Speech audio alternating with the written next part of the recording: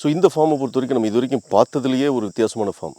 ஏன்னா ஒரே இடத்துல இது வந்து கிட்டத்தட்ட ஒரு 18 ஏக்கர் ஃபார்ம். இந்த 18 ஏக்கர் ஃபார்மில் மொத்தம் 33 வால்வ் இருக்குது.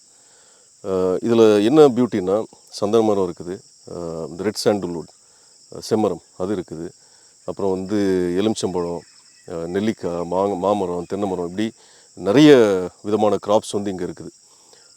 ஸோ ஒரு இயற்கை சோலை மாதிரி இதை வந்து பில்டு பண்ணி வச்சுருக்கு. ஸோ இது வந்து நம்மளோட மெயின் கண்ட்ரோலர், ஃபார்ம் மார்ஷல் அப்படின்னு சொல்லுவோம். ஏர்லியர் வெர்ஷனில் வந்து வாட்டர் சென்ஸ் அப்படின்னு சொல்லுவோம். இது வந்து பேசிக்கலி பம்பை கண்ட்ரோல் பண்ணுறதுக்கு. அது மாதிரி இந்த ஃபார்ம் இந்த லோ காஸ்ட் மாடல் அப்படின்னு நாங்கள் ஒன்று டெவலப் பண்ணியிருந்தோம். ஏற்கனவே நான் சொன்னது அந்த மாடலில் பண்ணது. ஃபெர்டிகேஷன் யூனிட் கிடையாது. இது வரைக்கும் நம்ம பார்த்த எல்லா வீடியோவில் வந்து ஃபெர்டிகேஷன் யூனிட் பார்த்துருப்போம். இது வந்து பம்பு மட்டும் ஆப்ரேட் பண்ணுது. இங்கே வந்து 3 பம்ப் இருக்குது. அந்த 3 பம்பும் 3 ஏரியாவுக்கு இரிகேஷன் பண்ணுது. அது எல்லாத்தையுமே இந்த டிவைஸ் வந்து சைமல்டேனியஸாக பார்த்துக்கும். அது 3 ஸ்பெஷல் என்னென்னா 3 பைப்லைன் இரிகேஷன், 3 பம்பு. அந்த பம்பும் பார்த்திங்கன்னா solar drives.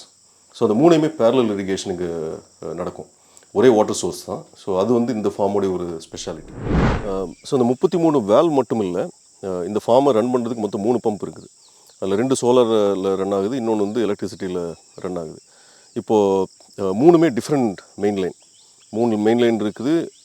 ஒன்றுலேயும் set of valves இருக்கும். ஸோ இப்போ நம்ம க்ரோட்ரான் இங்கே எப்படி இன்ஸ்டால் பண்ணியிருக்கிறோன்னா, நான் ஏற்கனவே சொன்ன மாதிரி இங்கே சென்சிங் கிடையாது, டைமரில் மட்டும்தான் ஓடுது. ஸோ இந்த 3 பம்புமே எப்போது அவங்க டைம் செட் பண்ணியிருக்கிறாங்களோ அதுக்கு ஏற்றாப்புல வந்து 3 டிஃப்ரெண்ட் லைனுக்கு வந்து இரிகேஷன் பண்ணிகிட்டே இருக்கும். ஸோ ஒரு 33 வேல்வ் அப்படிங்கிறது நீங்கள் மேனுவலாக இரிகேட் பண்ணுறதுங்கிறது ஒரு லெபோரியஸ் டாஸ்க் மட்டும் இல்லை. நம்ம கரெக்டாக எல்லா இடத்துலையும் இரிகேட் பண்ணோமா அப்படிங்கிற ஒரு கேரண்டி இருக்காது. பட் நம்ம அந்த டைமர் பேஸ்ட் ஆட்டோமேஷனுக்கு நம்ம பண்ணியிருக்கிற இடத்துல அந்த 3 மெயின் லைன்லேயுமே வந்து 33 வேல்வுக்குமே டெய்லி வந்து அவங்க என்ன செட் பண்ணுறாங்களோ அந்தளவுக்கான இரிகேஷன் வந்து கரெக்டாக போய் சேர்ந்துடும். அந்தளவுக்கு வந்து ஒன்று இந்த இரிகேஷன் கேரண்டீடாக போச்சு அப்படிங்கிற அக்யூரசி நமக்கு இருக்குது. தேர்ஃபோர் அந்த பிளான்ட் வந்து நல்லா வளர்ந்துடும் அப்படிங்கிற ஒரு விஷயம். ரெண்டாவது வந்து அந்த லெபோரியஸ் ப்ராசஸை கட் டவுன் பண்ணுறதுனால வந்து ஒரு ட்ரெமெண்டஸ் காஸ்ட் சேவிங் இருக்குது. ஸோ அந்த மாதிரி நம்ம சென்சர் இல்லாமல் இந்த டைமர் பேஸ்டாக பண்ணக்கூடிய இடங்கள்லையும் அதுக்கான பெனிஃபிட் வந்து நம்மளால் டெமான்ஸ்ட்ரேட் பண்ண முடியுது. இது வந்து இன்ஸ்டால் பண்ணி கொஞ்ச நாள் தான் ஆகுது. ஸோ அது மாதிரி இப்போ டைமிங்கை பொறுத்த வரைக்கும் சோலார் பம்ப் அஃப்கோர்ஸ் வெயில் இருக்கும்போது மட்டும்தான் ரன் ஆகும். மற்றபடி இந்த எலக்ட்ரிசிட்டியில் ரன் ஆகிற பம்பெல்லாம் பார்த்திங்கன்னா அந்த டைமரில் போட்டு டே அண்ட் நைட் நம்ம போட்டு விட்டுலாம். அப்போ எப்போ கரண்ட் இருக்குதோ அப்போ வந்து அது பாட்டுக்கு இரிகேட் பண்ணிகிட்டு இருக்க போகுது. அதே மாதிரி சோலாரும் வந்து அந்த பவர் எப்போ ஆப்டிமலாக இருக்குதோ அந்த நேரத்தில் ஆப்டிமைஸ்டாக இரிகேஷன் பண்ணிக்கும்.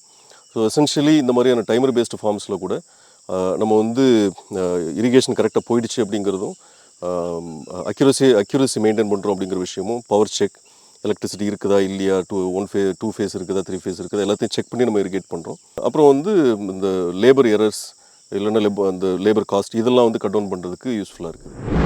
ஸோ இந்த இடத்துல பார்த்திங்கன்னா 4 வேல்வ் ஒரே இடத்துல இருக்கும். ஸோ இதுக்கு முன்னாடி நம்ம பண்ணிகிட்டு இருந்த எல்லாமே ஒரு கிராப் மார்ஷல் இருக்குது அப்படின்னா அதில் வந்து சென்சஸ் இருக்கும். அதில் வந்து யூஸ்வலாக நம்ம மெட்டல் எஸ்எஸ் வேல்வ் வச்சுருப்போம். இப்போ நீங்கள் பார்க்குறது வந்து பிளாஸ்டிக் வேல்வ் இங்கே பார்க்குறீங்க.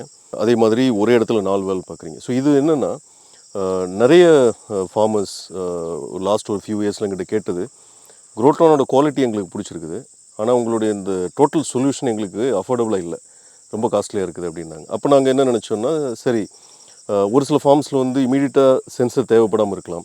அது மாதிரி டிம்பர்வுட் மட்டுமே போடுற ஃபார்ம்ஸுக்கு வந்து இந்த சென்சர் பேஸ்ட் இரிகேஷன் வந்து மேபி தேவைப்படாமல் இருக்கலாம். அப்போ நம்ம வந்து நம்ம குவாலிட்டியை மெயின்டைன் பண்ணிவிட்டு ஒரு டைமர் சொல்யூஷனை ஏன் கொடுக்கக்கூடாது அப்படின்னு டெவலப் பண்ண சிஸ்டம். இதில் என்னென்னா சென்சஸ் இல்லை, பட் அவங்களுக்கு ஃப்யூச்சரில் தேவைன்னா வச்சுக்கலாம். அதே மாதிரி இந்த ஒரு இந்த கிராப் மார்ஷல் டிவைஸ்லையும் 10 வேல்வ் வரைக்கும் கனெக்ட் பண்ணிக்கலாம். இந்த இடத்துல வந்து 4 வேல்வ் பக்கத்தில் இருக்குது. அதனால் இந்த 4ஐயும் வந்து ஒரே டிவைஸில் நம்ம கனெக்ட் பண்ணிக்கிறோம். இது வந்து டோட்டலாகவே வந்து காஸ்ட்டை குறைக்கிறதுக்கு, அதே சமயத்தில் க்ரோட்ரானுடைய அந்த ஃப்ளாக்ஷிப் குவாலிட்டி இருக்கு இல்லையா, அதை மெயின்டைன் பண்ணி நம்ம வந்து கஸ்டமர்ஸுக்கு ஃபார்மர்ஸுக்கு கொண்டு போகக்கூடிய ஒரு சொல்யூஷன் அதை நம்ம டெவலப் பண்ணியிருக்கோம். இது வரைக்கும் நம்ம பார்த்த எல்லா ஃபார்ம்ஸுமே வந்து ட்ரிப் இரிகேஷன் பண்ணி சென்சர் பேஸ்ட் இரிகேஷன் மட்டும்தான் பார்த்துருப்போம். முதல் முறையாக டேப் சிஸ்டம் இல்லை நம்ம ஆட்டோமேட் பண்ணியிருக்கிறோம் டைமர் வச்சு.